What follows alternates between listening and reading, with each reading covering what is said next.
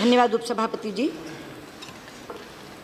ये चर्चा दोपहर 2 बजे शुरू हुई और 18 सांसदों ने इसमें भाग लिया। सबसे पहले मैं उन सबके प्रति धन्यवाद ज्ञापित करती हूँ, क्योंकि एक दृष्टिकोण सदन में आया है, हालांकि तथ्य उसके बिल्कुल विपरीत हैं, जो एक एक चीज़ को सामने रख करके तर्क के साथ और तथ्य के साथ आपके सामने रखूंगी। चर्चा की शुरुआत आनंद भाई ने की और मैं धन्यवादी हूँ उनकी कि उन्होंने पूरे विश्व का आज का नक्शा सामने रखकर उसको शुरू किया। विश्व किस स्थिति में है, किन चुनौतियों का सामना कर रहा है और ऐसे में हमारी क्या भूमिका है और क्या होनी चाहिए।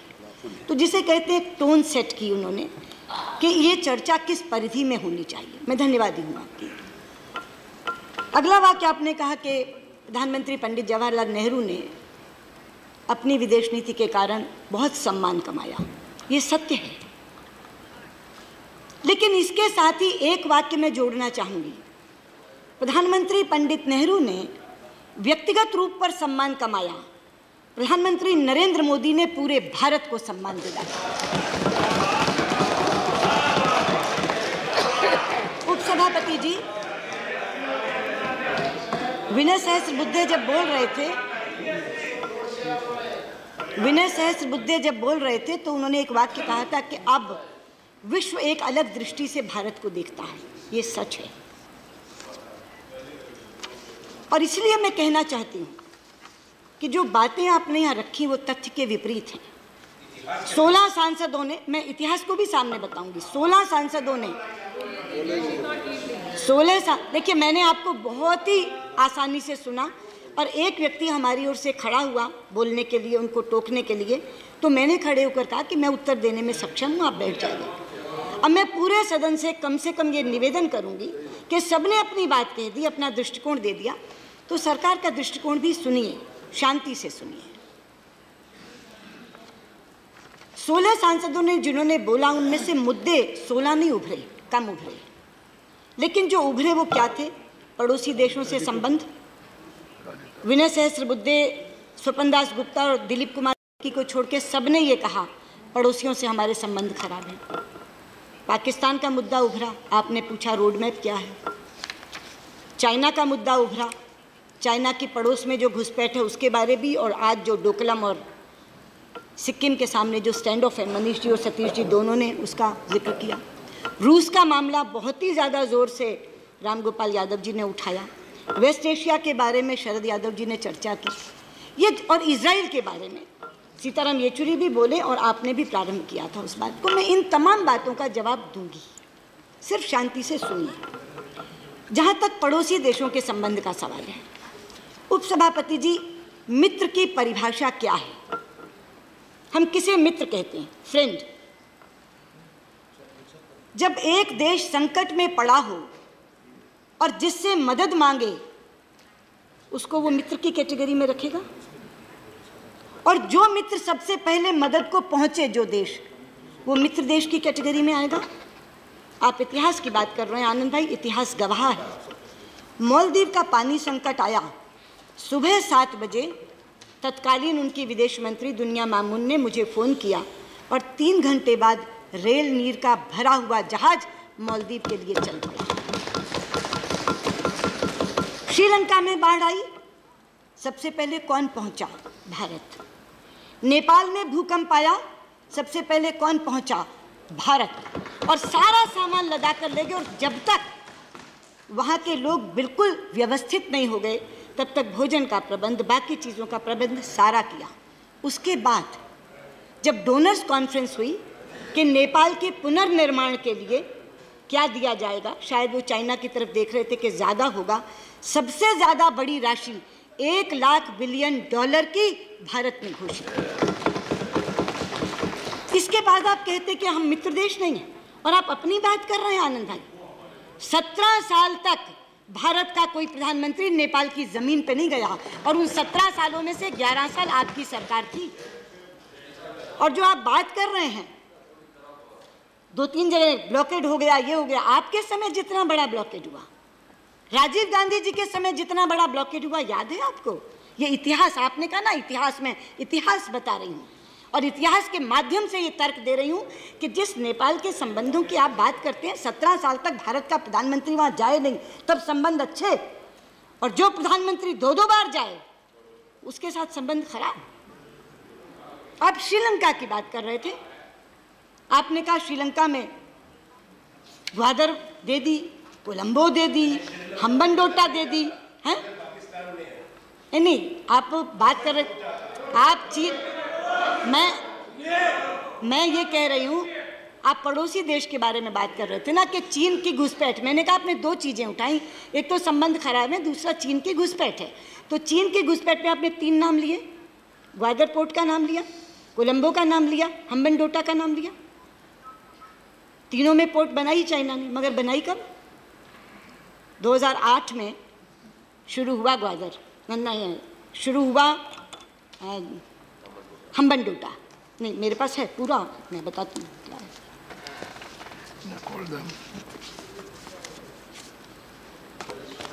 और एक एक चीज़ बताऊंगी कौन कौन सी चीज़ शुरू।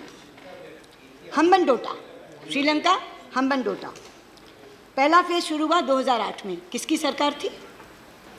कंप्लीट हुआ 2011 में, किसकी सरकार थी? कोलंबो का। दूसरी बात कोलंबो का कहते हैं ना, हम्बनटोटा के बाद Colombo.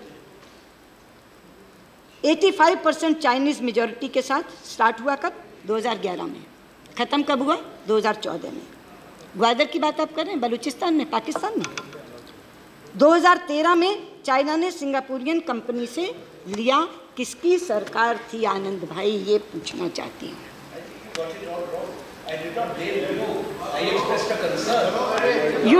Why did you express the concern? Why were you not concerned in 2008 if you were expressing the concern? Why were you not concerned in 2011? Why were you not concerned in 2013? आज आपको कंसर्न याद आया, आज आपको concern याद आया। आप आज हमारी विदेश नीति पर बोल रहे थे, इसलिए जो कंसर्न आप ये बता रहे हैं, उन कंसर्न के जन्मदाता आप हैं। अगर हम्बनटोटा का कंसर्न है, अगर कोलंबो का कंसर्न है, अगर ग्वादर का कंसर्न है, तो मैं कहना चाहती हूँ वो कंसर्न का जन्म कब हुआ? वो कंसर्न का जन्म आपके समय हुआ। इसलिए आज हमारी विदेश नीति पर ये आरोप मत लगाइए कि ये कोलंबो, ग्वादर, हम्बनटोटा हमने दी। हमने तो हम्बनटोटा सिक्योर की, और हमने हम्बनटोटा सिक्योर की। अब जो चाइनीज़ के साथ डील हुई है उसमें उन्होंने कहा है कि कंट्रोल श्रीलंका का रहेगा और आपके सिक्योरिटी कंसर्न्स हम देखेंगे। हमने तो हम्बनटोटा में आपके कंसर्न को एड्रेस किया है, आपके कंसर्न को एड्रेस किया है। बांग्लादेश, शेख हसीना यहाँ ही, क्या हमने कर दिया ऐसा जो उनके चुनाव के लिए खिलाफ होगा? प्रधानमंत्री मनमोहन सिंह जी प्रधानमंत्री के तौर पर जिस एलबीए को करके आए थे उसको हमने आगे बढ़ाया और उसका श्रेय दिया मैंने, और उसका श्रेय दिया मैंने।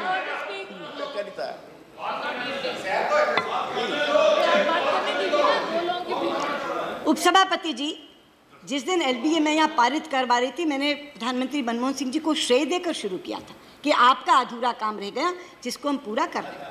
आज बांग्लादेश के साथ सबसे ज़्यादा अच्छे संबंध किसी के हैं तो वो भारत के हैं। भूटान की आप बात करते हैं,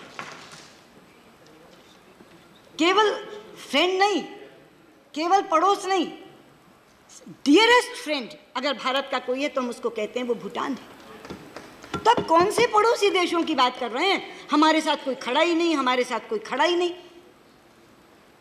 जरा तथ्यों को सामने रख करके बताइए कि कौन खड़ा है और कौन नहीं खड़ा है। ये पड़ोसी देश के बारे में बताया आपने, कहा पाकिस्तान का रोड मैप। पाकिस्तान का रोड मैप तो आनंद भाई हम लोगों ने सरकार आने से पहले ही घोषित कर दिया था। हमने सारे सार्क के देशों को दावतनामा भेजा था कि आइए शपथ ग्रहण समारोह में, और समेत पाकिस्तान के सब आए थे सब, और केवल सेरेमनी अटेंड करके नहीं चले गए थे। अगले दिन बायलैटरल मीटिंग हुई थी, मैं बैठी थी उसमें, और उस बायलैटरल मीटिंग में तय हुआ था कि फॉरेन सेक्रेटरी लेवल टॉक्स शुरू होंगी। हिचकोले खाते खाते बहुत उतार चढ़ाव आए 2 सालों में, लेकिन हमारे समय में कहाँ थी 9 दिसंबर 2015 को 9 दिसंबर 2015 को जब मैं हार्ट ऑफ एशिया कॉन्फ्रेंस में भाग लेने के लिए इस्लामाबाद गई तो नवाज साहब ने साथ बिठाया सरताज अजीज साहब को और कहा कि जो ये कह रही हैं उस तरह से एक बार शुरू करो इस डायलॉग को, एक नए सिरे से नया नाम देकर कॉम्प्रिहेंसिव बायलैटरल डायलॉग, ताकि किसी भी तरह का कोई शंका ना रह जाए। लोग कहते हैं ना द्विपक्षीय वार्ता, हम जब कहते हैं कि हमारे दोनों के बीच में होगी, किसी और के बीच में नहीं होगी, हमने डायलॉग का नाम ही कर दिया कॉम्प्रिहेंसिव बायलैटरल डायलॉग, ताकि किसी को किसी तरह की गुंजाइश ना रह जाए, कोई शंका ना रह जाए। 9 दिसंबर को वापस कॉम्प्रिहेंसिव बायलैटरल डायलॉग शुरू हो, ये तय हुआ। फॉरेन सेक्रेटरीज दोनों देशों के बैठकर मोडालिटीज़ तय करें, ये तय हुआ।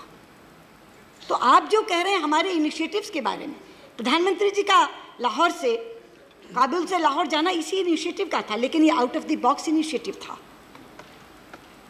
आपने कहा कैसे गए, शेयर नहीं किया, सब कुछ पब्लिक डोमेन में। 10 बार तो मैं बोल चुकी कि वो 25 दिसंबर प्रधानमंत्री नवाज शरीफ का जन्मदिन था।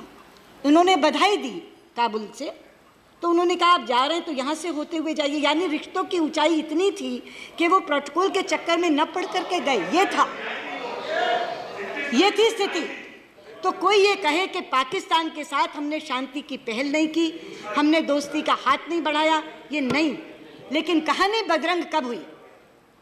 पठानकोट के बाद भी नहीं हुई, क्योंकि पठानकोट के बाद भी पाकिस्तान जो हमेशा डिनायल में जाता था, हर टेररिस्ट घटना के बाद वो ये पहली बार थी कि डिनायल में नहीं गया और उसने कहा कि हम सहयोग करने को तैयार हैं, हम जो SIT बनाएंगे आप आइए। कहानी बदरंग तब हुई जब बुरहान वानी का इनकाउंटर यहाँ हुआ और नवाज शरीफ साहब ने वहाँ खड़े होकर के उसको स्वतंत्रता सेनानी शहीद की संज्ञा दी। उसके बाद से चीज़ें बिगड़ी।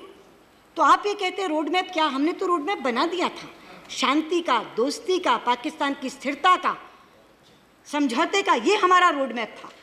लेकिन रोड मैप एक तरफा नहीं चल सकता ना। अब आप कहते हैं कि रोड मैप क्या है, तो रोड मैप तय है। Terror and talks can't go together, this is the road map.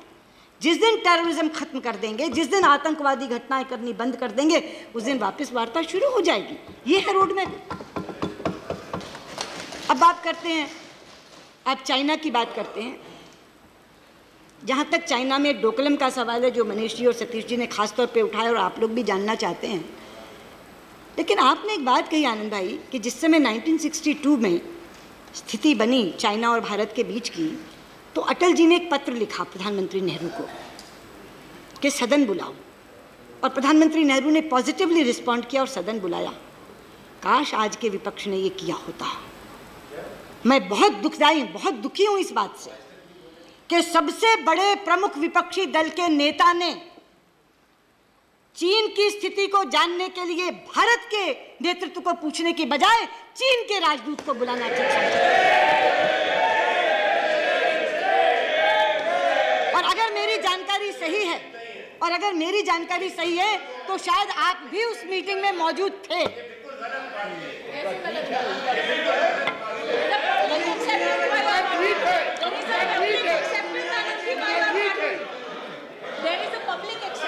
उपसभापति जी, अगर मेरी जानकारी सही है तो शायद आनंद भाई भी उसमें उपस्थित थे।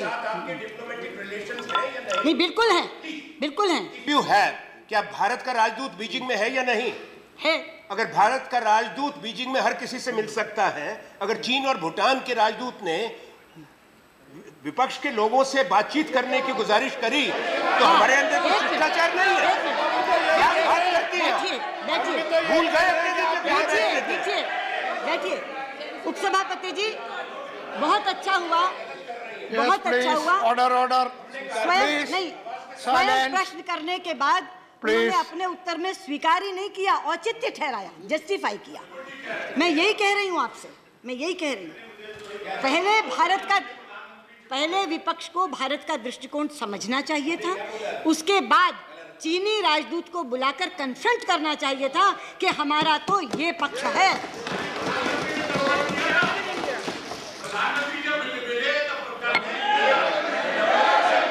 प्रधानमंत्री, देखिए, मैं एक एक विनम्रता से, बड़े आदर से आपसे कहूंगा, नहीं, आप बैठिए। बहुत आदर से कहूंगा एक बात, बहुत आदर से, सिर्फ एक बात कहूंगा आपको आदर से। सुनिए, हमने चीन के बारे में आपसे साफ कहा था। चीन के बारे में हमने साफ कहा था। हिंदुस्तान एक आवाज में बांटिए मत आप सदन को। हमने कहा था Anand Sharma ji, she is not yielding. Okay, Anand Sharma ji बैठिए. She is not yielding. Please proceed. मैं बिल्कुल भी इस विषय को नहीं लाती अगर आनंद शर्मा ये नहीं कहते कि उस समय अटल जी ने कहा था सदन बुलाने के लिए और पंडित नेहरू ने बुलाया था। हमने तो इनकी इंतजार भी नहीं की। इन्होंने जो किया, चीन के राजदूत से मिले और चीन के राजदूत से उनका पक्ष सुना, लेकिन हमने अपनी ओर से ये सोचा कि सभी के सभी राजनीतिक दलों को इस स्थिति से अवगत कराना चाहिए। और 2 दिन के लिए मैंने मीटिंग बुलाई, 4 सांसदों तक की पार्टी को एक दिन, एक सांसद तक की पार्टी को अगले दिन, ताकि जो आज डी राजा जी के साथ हुआ वो ना हो। 2 अलग अलग इसलिए बुलाई कि जब इकट्ठी बुलाई जाती है तो बड़ी पार्टियां समय ले लेती हैं, छोटियों का समय आता है तो लगता है बंद करो। 2 दिन बुलाई और पूरी की पूरी स्थिति समझाई। और वो चूंकि विदेश मंत्री स्वयं रहे, उन्होंने समझी और बैठक ऐसे बंद नहीं की। मैंने कहा जो प्रश्न आपके थे उनके उत्तर मिल गए, जो जिज्ञासाएं आपकी थी शांत हो गई। उन्होंने कहा हाँ, तो मैंने कहा खत्म करूं मीटिंग? उन्होंने कहा हाँ। पूरी तरह से संतुष्ट होकर के वहाँ से विपक्ष लौटा। और मैं बहुत ही ज़्यादा शुक्रगुजार हूँ विपक्ष की कि जो सरकार की सोच थी कि इस तरह की चीज़ें डिप्लोमेटिक चैनल से तय होनी चाहिए। और मैं ये कहती हूँ कि धैर्य और संयम, और उसमें भी भाषा संयम बेहद ज़रूरी होता है इस तरह की चीज़ों को सुलझाने के लिए। अगर आप धीरज खोते हैं, अधीर होते हैं, उतावले होते हैं तो कभी भी संकट का हल नहीं निकलता। अगर आप भाषा संयम खोते हैं तो दूसरा प्रवोक होता है, इसलिए हल नहीं निकलता। तो हम धीरज भी बनाए हुए हैं, भाषा संयम भी बनाए हुए हैं। और इसलिए हमने अपने तमाम लोगों को नक्शे के साथ क्या स्थिति है, कैसी स्थिति है, मैं अंत में, क्योंकि चाइना पर जो स्टैंड उन्होंने कहा कि क्या है, वो आपको मालूम है, विदेश मंत्री आप रहे हैं, कि अपने यहाँ ये प्रथा है कि हम जो स्टैंड्स हैं उनको लिख कर पढ़ते हैं ताकि कॉमा फुल स्टॉप की भी गलती ना हो जाए। तो मैं अंत में सबसे ज़्यादा वही लूँगी, पहले मैं बाकी चीज़ों का जवाब दे दूँ, लेकिन जो हमारा स्टैंड है उसको मैं पूरे का पूरा पढ़कर जो भारत सरकार का स्टैंड है बताऊँगी, ताकि उसमें किसी भी तरह का ये गुंजाइश ही ना बचे कि आप उसका कोई और अर्थ निकाल सकें, आपने तो ये कहा था, आपने तो ये कहा था। तो इसीलिए उसको मैं बिल्कुल अंत में लूँगी। लेकिन मैंने ये कहा कि हमने अपनी ओर से पहल की और सबको ये बात बताई कि चाइना और भूटान के बीच में और सिक्किम के बॉर्डर पे ये जो स्टैंड ऑफ है वो क्यों है और उसमें हमारा क्या मत है। और मैंने कहा कि मैं शुक्रगुजार हूँ कि सब लोग इससे सहमत हुए।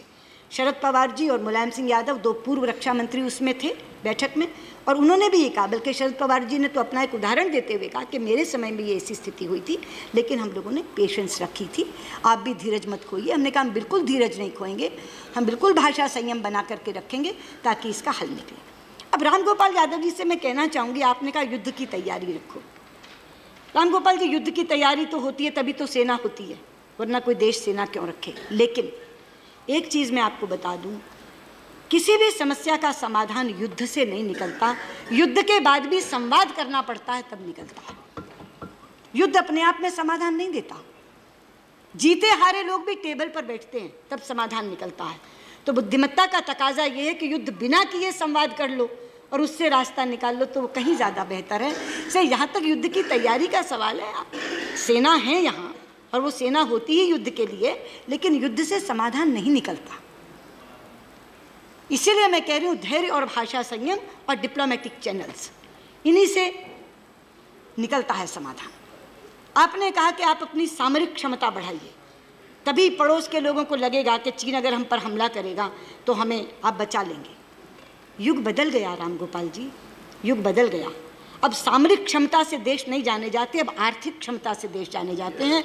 और इसीलिए जो शरद यादव जी ने बात की, उनसे सहमत हुए मैं ये कहना चाहूँगी कि आज पड़ोसियों को ये नहीं है कि चीन उन पर हमला करेगा तो भारत का साथ चाहिए। अगर भारत की सामरिक क्षमता बढ़ते हुए देखेंगे तो हम ही से डरने लगेंगे कि पता नहीं यही हम पे हमला करेंगे। आज पड़ोसियों को अपने विकास में आर्थिक मदद चाहिए, और इसलिए जब प्रधानमंत्री कहते हैं सबका साथ सबका विकास का मतलब केवल देश के अंदर का नहीं है। मैं चाहता हूं कि भारत की प्रगति में मेरे हर पड़ोसी देश का विकास हो। ये जो भावना है ये पड़ोसी देशों को आश्वस्त भी करती है और ये उनको ये भी कहती है कि भारत का अगर विकास होगा तो भारत के विकास का लाभ हमें भी मिलेगा। इसलिए सामरिक क्षमता बढ़ाने की बजाय आज आर्थिक क्षमता बढ़ाने की ज़रूरत है। और मैं बहुत ज़्यादा अदब से ये कहना चाहूँगी कि हमारी जो आर्थिक क्षमता बढ़ रही है उसमें भी बहुत बड़ा इन्वेस्टमेंट चाइना से आ रहा है। मैं अगर आपको आंकड़ा दूँ, 116 बिलियन US डॉलर था 2014 में, हमारे से पहले मई 2014 से, आज बढ़कर 160 बिलियन US डॉलर हुआ है, 37% की बढ़ोतरी। तो जो बात सतीश मिश्रा कह रहे थे ना, नहीं है अभी इस समय, उन्होंने ये कहा था कि आप पूरे बायलैटरल रिलेशंस पर बात करो, उनका यहाँ पे बहुत ज़्यादा रिस्क है, स्टेक है, इतने ज़्यादा कॉन्टैक्ट उन्होंने लिए हुए हैं। वो सही कह रहे थे, और अगर वो होते तो मैं उनको बताती, पर आपके माध्यम से बात उन तक भी पहुँची और सदन तक भी। डोकलम पर निगोशिएट नहीं कर रहे, केवल हम बायलैटरल रिलेशंस पर बात कर रहे हैं चीन के साथ। पूरे के पूरे संबंध जो हैं समग्रता में हम बात कर रहे हैं इनके साथ, और हल भी उसी से निकलेगा। तो जहाँ तक आर्थिक क्षमता का सवाल है, जो देश हमारा बहुत बड़ा योगदान और सहयोगी बने हुए हैं उसमें चीन एक बहुत बड़ा देश है। इसलिए अकेला डोकलम मामला नहीं है, अगर बायलैटरल रिलेशंस पर उनसे चर्चा होगी तो निश्चित तौर पर समाधान निकलेगा। अब US के बारे, उस दिन आनंद जी ने कह दिया कि स्पाउस का वीज़ा खत्म हो गया, संख्या H1 वीज़ा की कम हो गई। नहीं आनंद भाई, तथ्य बिल्कुल और है। तथ्य ये है कि शुरू में वीज़ा की संख्या 65,000 थी। जब अटल जी की सरकार आई NDA की, उस समय वो बढ़कर 1,95,000 हो गई, 1,95,000। लेकिन दिसंबर 2004 में जब आपकी सरकार थी, उस समय एक बिल पारित हुआ और वो संख्या धड़ाम से नीचे फिर 65,000 आ गई। 1,95,000 से 65,000 आपके कार्यकाल में हुई थी, और आज तक वो 65,000 और साथ में 20,000 वो लोग जो वहाँ से PhD किए हुए, वहाँ की यूनिवर्सिटी से, वो संख्या बरकरार है। उसमें एक भी संख्या की कमी नहीं हुई। 65,000 जो H1B वीज़ा भारतीयों को मिलते थे और 20,000 जो वहाँ से PhD किए हुए उनको मिलते थे, वो संख्या जस की तस बरकरार है। आपने स्पाउस वीज़ा की बात की। सबसे पहले तो ये बता दूँ, ये स्पाउस वीज़ा दिलाया ही 2015 में प्रधानमंत्री मोदी ने, 2015 में, उससे पहले नहीं था। और इसमें कोई परिवर्तन नहीं आया है, कोई भी परिवर्तन नहीं आया है। स्पाउसेस को उन्होंने ये कहा कि यहाँ ये पढ़ी लिखी पत्नियाँ आती हैं, ये घर पर बैठी रहती, इनको भी नौकरी का मौका मिलना चाहिए, जो माना गया, स्वीकारा गया और उनको ये अधिकार मिला। उस अधिकार में राई रत्ती परिवर्तन नहीं हुआ। तभी मैंने कहा कि चीज़ें तथ्यों के विपरीत बोली गई। और जहाँ तक अब आप बात कर रहे हैं इजराइल की, ख़ास तौर पे सीताराम येचुरी, पर US का एक आपका विषय था लिमोआ का, मैं लिमोआ पे भी बता दूँ। लिमोआ केवल एक फैसिलिटेटिंग एग्रीमेंट है कॉमरेड, इसमें कहीं ये प्रोविज़न नहीं है कि कोई बेस स्थापित कर दिया जाएगा, कहीं ये प्रोविज़न नहीं है कि कोई बेसिंग का अरेंजमेंट कर दिया जाएगा। इसलिए ये जो आपका कहना है ना कि हमारी सिक्योरिटी को कोई इससे खतरा पैदा हो गया, बहुत ही ध्यान से, सावधानी से लिमोआ किया गया है, और इसमें केवल एक फैसिलिटेटिंग एग्रीमेंट के तौर पर हमने इसको माना है। अब इसलिए मैं जो कह रही थी कि तथ्य विपरीत हैं, तथ्य इसलिए विपरीत हैं कि पड़ोस की बात तो मैंने बता दी। आपने जो रामगोपाल जी कहा कि उस समय अमेरिका पाकिस्तान के साथ था, कहा ना आपने, जब रूस हमारे साथ था तो अमेरिका पाकिस्तान के साथ था। यही है आज की विदेश नीति की सफलता कि आज अमेरिका भी भारत के साथ है और रूस भी भारत के साथ है। और मैं ऐसे ही नहीं कह रही, मैं ऐसे ही नहीं कह रही।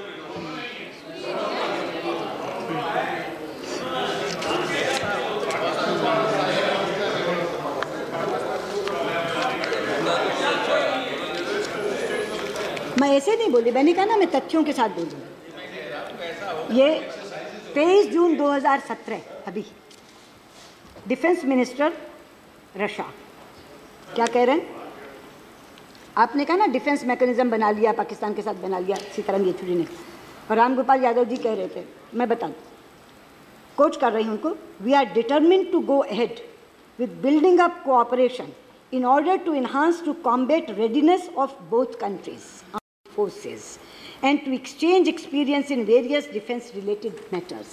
और इसके बाद जब स्पीकर गई वहाँ तो जुलाई 11 को, अभी सदन चल रहा था, जुलाई 11 को कहा Russia shares India's concerns over such challenges international terrorism. वो पाकिस्तान का साथ देगा जो हमारा कंसर्न इंटरनेशनल टेररिज्म पे शेयर कर रहा है, जो कॉम्बैटिंग हमारी आर्म्ड फोर्सेस को और ज़्यादा मजबूत और दुरुस्त बनाना चाहता है, वो देश उनका साथ देगा। ये हमारी सफलता है कि उस समय अमेरिका पाकिस्तान के साथ था, रूस हमारे साथ था, लेकिन आज भारत की विदेश नीति में अमेरिका भी हमारे साथ है और रूस भी हमारे साथ। अगली बात कॉमरेड येचुरी ने कही इजराइल की, कह ही नहीं सकता। दूसरी बात मैं कहती हूँ, इजराइल के बारे में नेम की पूरी हिस्ट्री राम गोपाल जी ने दी, सीताराम येचुरी ने भी कहा, आनंद शर्मा पहले एक बार फिलिस्तीन पे बोल चुके, आज दोबारा उन्होंने उठाया इस विषय को। मैं खड़े होकर पूरी दृढ़ता से कहना चाहती हूँ सभापति जी, इजराइल हमारा मित्र ज़रूर है, लेकिन पैलेस्टीनियन के कॉज को हम कभी लेट डाउन नहीं करेंगे, ये हमारा संकल्प है। और मैं बताना चाहूँगी, आप बैठे हैं आनंद जी, आप विदेश मंत्री रहे हैं, क्या आज से पहले इतने साल आपकी सरकार रही, डिप्लोमेटिक रिलेशंस का भी 25वां साल है, एक बार भी दो विदेश मंत्रियों के बीच जॉइंट कमीशन मीटिंग हुआ? नेवर। पहली बार हमने JCM मैकेनिज्म बनाया, मैं स्वयं गई और हमने पैलेस्टाइन की फॉरेन मिनिस्टर के साथ मैंने स्वयं JCM की। और जब मैं गई तो पहले पैलेस्टाइन गई, फिर इजराइल गई। हमारे राष्ट्रपति गए, पहले पैलेस्टाइन गए, फिर इजराइल गए। हमारे प्रधानमंत्री गए तो उनसे 2 महीने पहले पैलेस्टाइन के प्रेसिडेंट यहाँ आए, उन्होंने उनको रिसीव किया। और वो केवल इजराइल क्यों गए? क्योंकि उनकी ये साधारण यात्रा नहीं थी। इजराइल की डिप्लोमेटिक रिलेशंस का 25वां साल था। वो डिप्लोमेटिक रिलेशंस आप ही की सरकार के समय, नरसिम्हा राव जी के समय स्थापित हुए थे। उसकी 25वीं सालगिरह मनाने के लिए वो गए। और मैं ये वो जॉइंट स्टेटमेंट बताती हूँ, आपने कहा not a word in this statement, comrade, not a word. How many words? Joint statement 2017. The two prime ministers discussed the developments pertaining to the Israel-Palestinian peace process. They underlined the need for the establishment of a just and durable peace in the region. They reaffirmed their support for an early negotiated solution between the sides based on mutual recognition and security arrangements. 5 sentences. आपने कहा not a word, not a word. दोनों ने बैठ करके बात की। और मैं एक और चीज़ बता दूं, जब मैं गई तो मेरी JCM तो विदेश मंत्री के साथ थी, लेकिन प्रेसिडेंट अब्बास के साथ एक लंबी मीटिंग हुई। तो उन्होंने मुझसे क्या कहा? उन्होंने मुझसे कहा कि मैं चाहता हूँ ये मामला सुलझ जाए तो इजराइल का झंडा पूरे अरब वर्ल्ड पर फहरे। और मैं ये चाहता हूँ कि आप लोगों के बहुत अच्छे संबंध इजराइल के साथ हैं, अपने गुड ऑफिसेस को यूज़ करके, इस्तेमाल करके आप हमारा मसला सुलझवा सकते हैं, ये कहा। इन लोगों को चिंता है पैलेस्टाइन की, पैलेस्टाइन वालों को चिंता नहीं है, वो तो इसका स्वागत करते हैं। फिर जब अभी प्रेसिडेंट अब्बास यहाँ आए तो आपको मालूम है स्टैंडर्ड डील है, आनंद भाई सबसे EM जा कर के कॉल ऑन करती हैं। तो जब मैं कॉल ऑन करने के लिए गई तो फिर उन्होंने ये बात दोहराई। और प्राइम मिनिस्टर के साथ जब डेलीगेशन लेवल टॉक्स में थे, जब रिस्ट्रिक्टेड टॉक्स में थे, दोनों में मैं बैठी थी, तो दोनों में उन्होंने ये बात दोहराई और उन्होंने ये कहा कि आप जो इजराइल के साथ आपकी दोस्ती है, मित्रता है, उसका लाभ उठा करके आप हमारा मसला सुलझवा दीजिए। वो इसको पॉजिटिव रूप में ले रहे हैं, हमारे इजराइल से रिश्तों को पैलेस्टीन पॉजिटिव रूप में ले रहा है, सकारात्मक रूप में ले रहा है। ये कह रहा है कि आप हमारा मसला सुलझाने में हमारी मदद करिए। और यहाँ पूरे का पूरा सदन चिंतित है, फिलिस्तीन की नीति निकल गई, नेम से छूट गए। पंडित जी ने कहा था, अच्छा पंडित जी ने कहा था, आपने कहा आनंद जी कि मैं बांडुंग में गई, मैंने पंडित नेहरू का नाम नहीं लिया। आपको याद है, आप ये सवाल पहले उठा चुके और मैंने उत्तर क्या दिया था? मैं बांडुंग कॉन्फ्रेंस में गई थी, लेकिन वहाँ किसी को बोलने का अवसर नहीं दिया गया था सिवा 3 जनों के। जब मैंने वहाँ भाषण ही नहीं दिया तो मैं पंडित नेहरू का नाम कहाँ से लेती? केवल 3 हेड ऑफ स्टेट्स बुलवाए गए थे।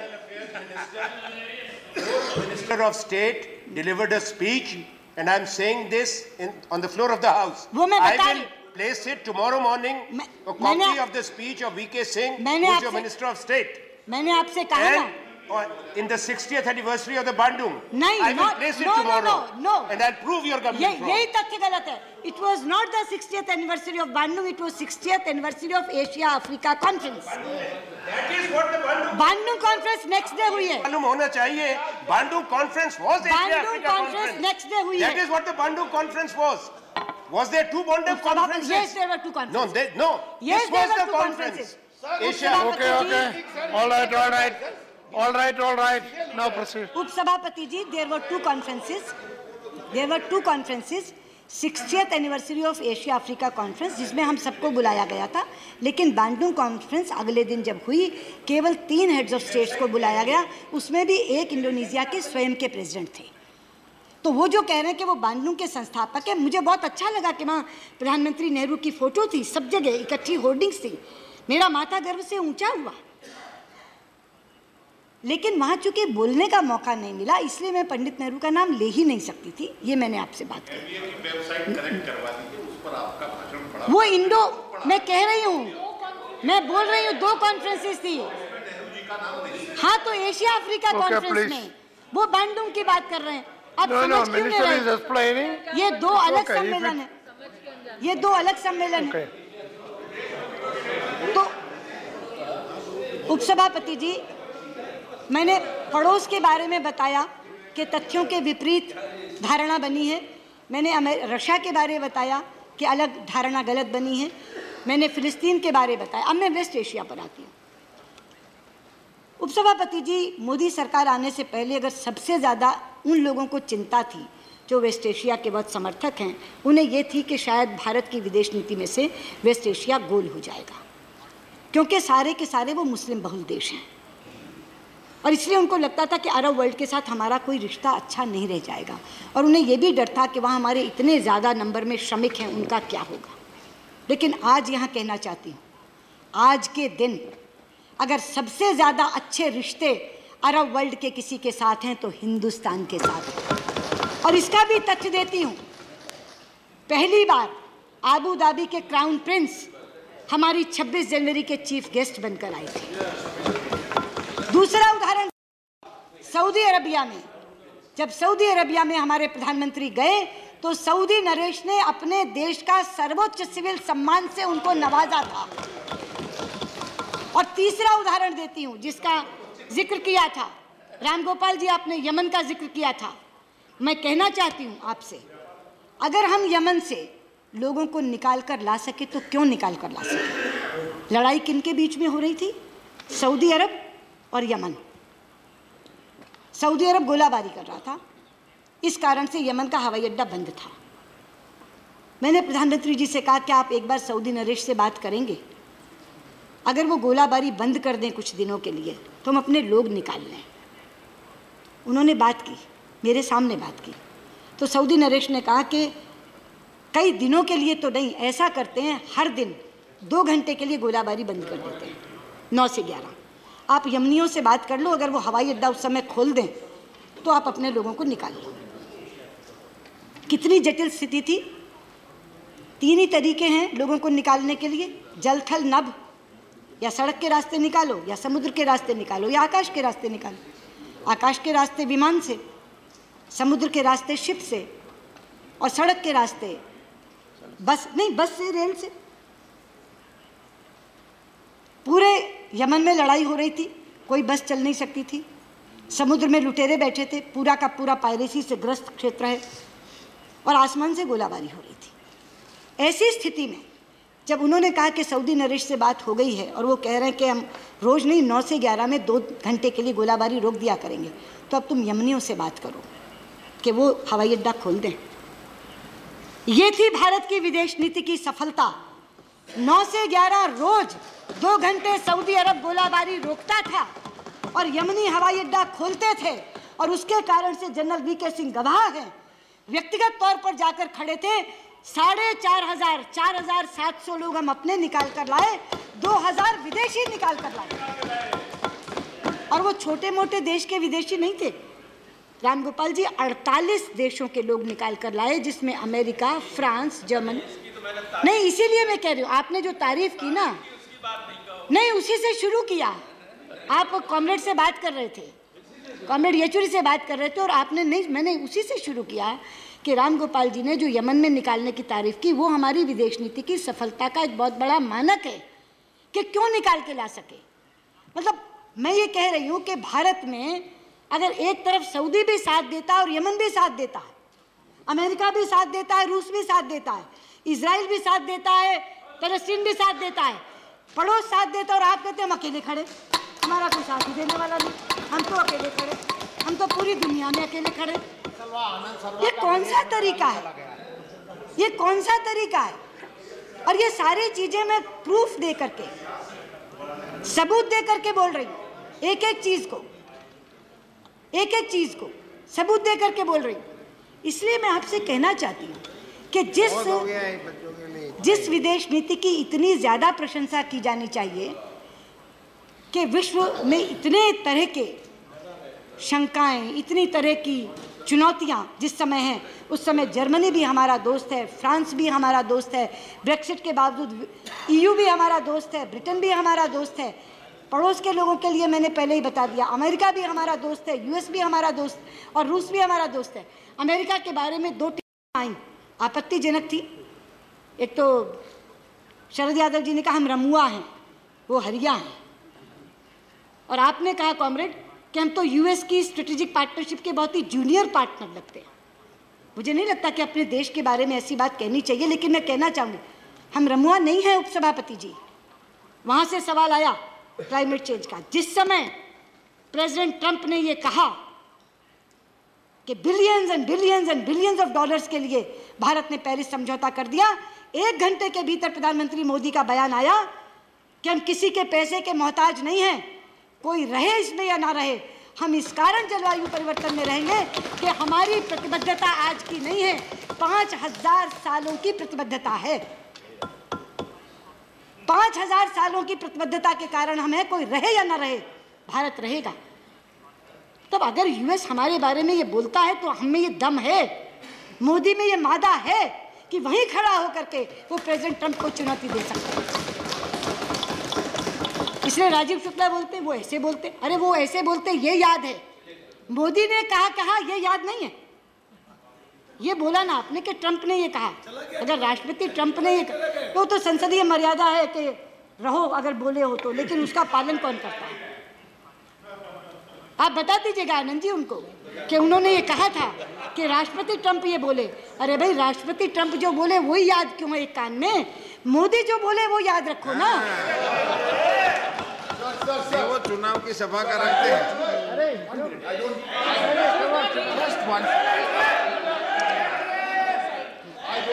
If she yields, the minister is a very senior and if she yields, I've got no issue.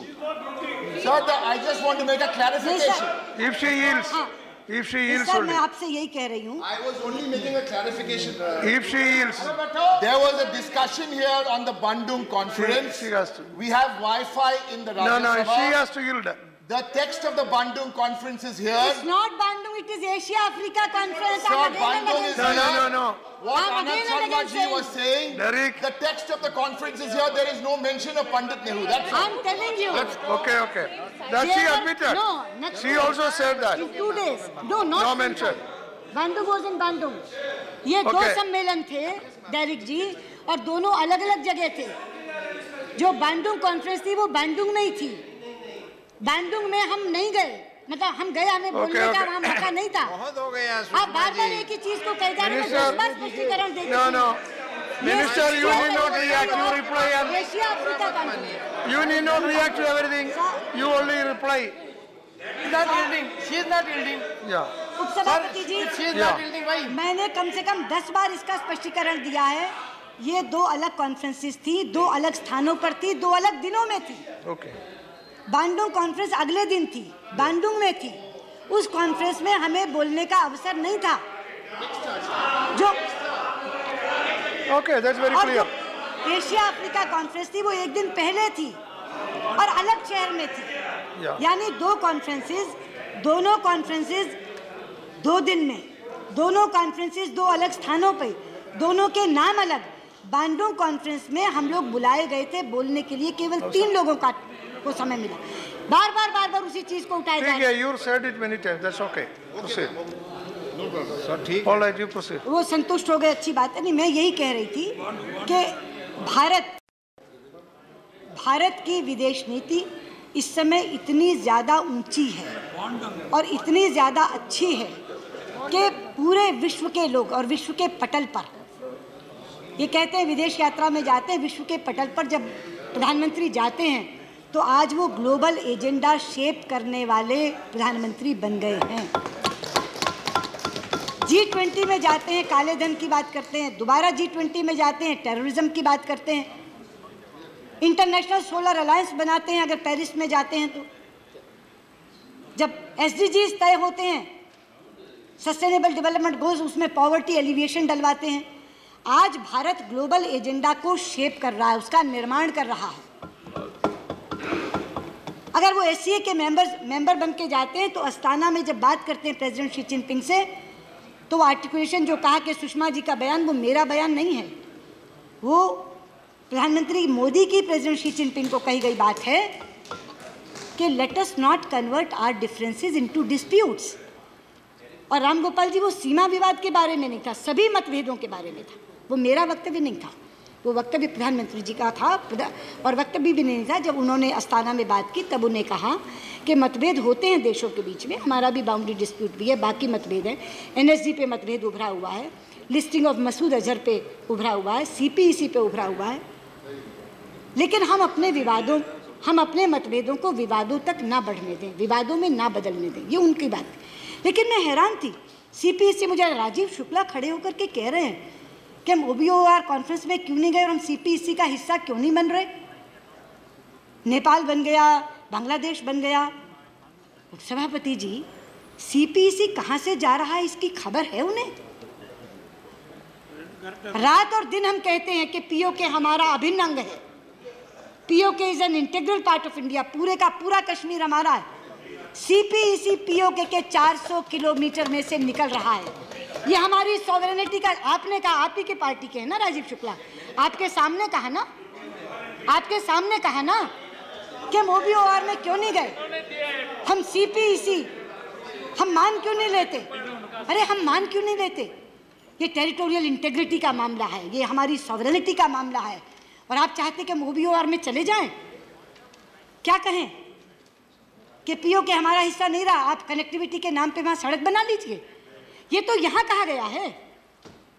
मैं कह रही हूँ कि चीन के प्रति की जो बातचीत है उसमें चीनी राजदूत से तो पूछेंगे डोकलम, और यहाँ खड़े होकर सदन में कहेंगे CPEC को जाते क्यों नहीं, यानी दे दें 400 किलोमीटर, बनाए चीन सड़क। ये कौन सी नीति है? अरे भाई, प्रमुख विपक्षी दलों, जिम्मेदारी की तरह बात करो। और मैंने आपका नाम कब लिया? जिसने कहा उसकी बोलो। मैं बात राजीव शुक्ला की कर रही हूँ, आपकी नहीं कर रही। Half of the party, that was his individual opinion. That was his individual opinion. भाईजान, आप भी यहीं बैठे थे। Are you yielding? नेता प्रतिपक्ष यहाँ बैठे थे, उपने। That was his individual opinion. Okay, okay. I said so. मैं आपको थोड़ी कह रही हूँ, आपकी पार्टी का। अच्छा, मुझे ये बताइए, 1 मिनट, मैं आपकी बात मानती हूँ, क्या आपकी पार्टी में इतना लोकतंत्र है कि विदेश नीति पर आनंद शर्मा कुछ बोले और राजीव शुक्ला कुछ? All right. सदन में सबने सुना कि नहीं सुना कि CPEC क्यों नहीं दे देते, OBOR में क्यों नहीं गए? इसलिए मैं कहना चाहती हूँ उपसभापति जी, इस तरह की बात तो सदन में कही गई है। आनंद शर्मा जी को तो मैं कही, आपको एट्रीब्यूट थोड़ी कर रही हूँ, ये रिमार्क्स जिसने बोला उसको एट्रीब्यूट कर रही हूँ, और सबने सुना। कैसे बोलने दिया कांग्रेस पार्टी के नेताओं ने? ये बात कहाँ से आई उनके दिमाग में कि CPEC हम विरोध क्यों कर रहे हैं CPEC का? और इसीलिए मैं कहती हूँ उपसभापति जी, जो विषय थे उनका तो जवाब मैंने दे दिया, सारे विषयों का जवाब मैंने दे दिया।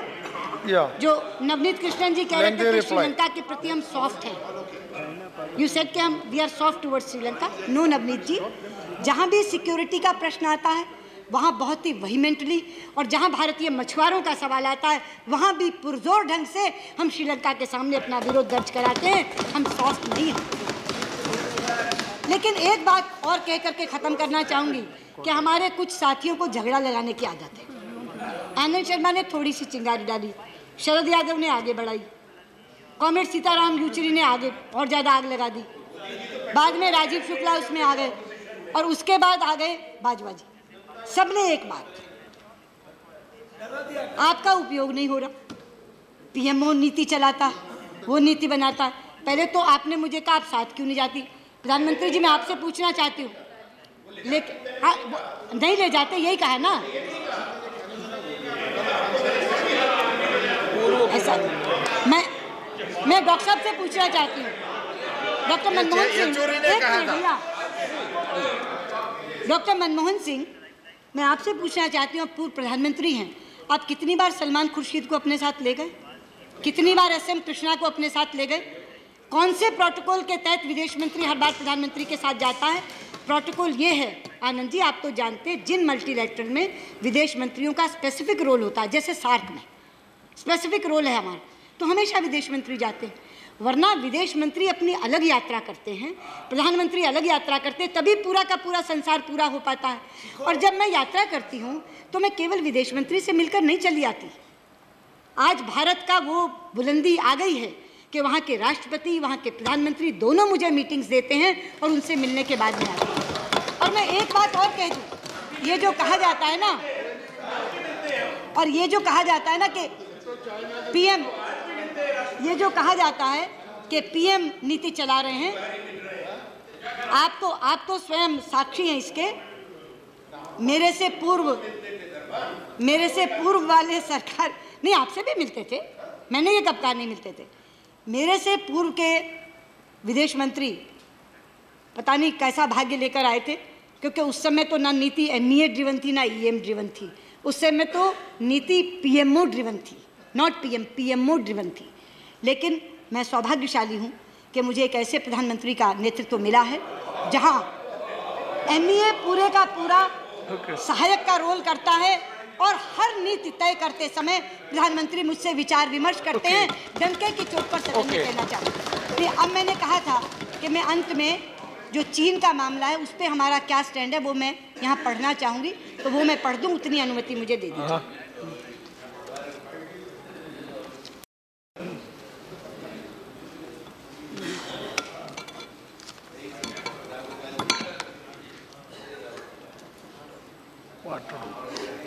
आनंद भाई, मैंने कहा था कि विदेश नीति का, अब फिर आप लोग बात करोगे, फिर कहोगे मुझे सुना नहीं, आपने मेरा नाम नहीं लिया। अब बात मत करो, जो इंडिया का स्टैंड है, जो सबने जानना चाहा है, और अलग से नरेश अग्रवाल जी का नोटिस था, वो चाइना पर जानना चाह रहे थे, और मैंने कहा था कि सारे नोटिस स्क्रब कर दो और सबको बोलने का मौका मिल जाए। तो मैं इंडिया पे इंडिया पे हमारा क्या, हाँ उसी पे दे रही हूँ, लेकिन सब लोग पूरे पर भी जानना चाह रहे हैं, तो मैं ये दे रही हूँ स्टेटमेंट। ये इंडिया का स्टैंड है चीन के प्रति, जो मैंने वैसे कहा कि धैर्य और भाषा से। Honorable Deputy Chairman, our relations with China have recently come under renewed focus due to developments in the Doklam area in the Sikkim sector, close to the India-China-Bhutan tri-junction boundary point. India's position on this issue has been articulated in the press statement issued by Minister of External Affairs on June 30th. Our concerns emanate from Chinese actions on the ground, which have implications for the determination of tri-junction boundary point between India, China and Bhutan, and the alignment of India-China boundary in the Sikkim sector. Both these aspects of tri-junction point and India-China boundary alignment in the Sikkim sector had been earlier addressed in a written common understanding reached between the special representatives of India and China on the boundary question in December 2012. Point 13 of the common understanding states that, on quote, the tri-junction boundary points between India, China and third countries will be finalized in consultation with the concerned countries. Since 2012, we have not held any discussions on the tri-junction with Bhutan. The Chinese action in the Doklam area is therefore of concern. With regard to the boundary in Sikkim sector, there are still steps to be covered before the boundary is finalized. This understanding has been reflected in the Common Understanding of December 2012 in point number 12, which states that, I quote, there is mutual agreement on the basis of the alignment of the India-China boundary on the basis of, underlining, there is mutual agreement on the basis of the alignment of the India-China boundary in the Sikkim sector as provided by the Convention between China and Great Britain relating to Tibet and Sikkim signed in 1890. Then, during the 8th Special Representative Meeting in June 2006, the Chinese side had in fact handed over a non-paper for separate agreement on the boundary in Sikkim sector. The non-paper had proposed that both sides, I am again quoting, that both sides may, based on the above-mentioned historical treaty, that is 1890 Convention, verify and determine the specific alignment of the Sikkim sector and produce a common record. On this basis, as an initial result of the boundary settlement, both sides may negotiate and sign an agreement on the boundary alignment in the Sikkim sector to replace the historical treaty. Subsequently, in special representatives meetings, the Chinese side has made the proposal for finalizing the boundary in Sikkim sector, terming it as an early harvest of the SR process. This clearly confirming that the boundary is in the Sikkim sector is not yet finalized. Otherwise, they would not have used this term, early harvest. As we say, low-hanging fruit. It was an early. Yes, we have noted the Chinese side has selectively quoted parts of Prime Minister Jawaharlal Nehru's letter. Selectively they are quoting. Of 22nd March 1959, pertaining to the India-China boundary in the Sikkim sector. A full and accurate account of that letter would have also brought out that Prime Minister Nehru's assertion was clearly based on the boundary alignment as shown in our Indian published maps. The Chinese side in their recent document published on the website of their foreign ministry have expressed commitment to maintaining peace and tranquility in the India-China border areas. India always believes that peace and tranquility in the India-China border areas is an important prerequisite for smooth development of our bilateral relations. We will continue to engage with the Chinese side through diplomatic channels to find a mutually acceptable solution on the basis of the Astana consensus between our leaders. I note the sense of the House is supportive. In this regard, in keeping with the unique and traditional friendship with Bhutan, we will also continue to maintain close consultation and coordination with the Royal Government of Bhutan. Thank you. Okay, thank you very much. Now, message from Lok Sabha. Message from Lok Sabha Secretary General. Message from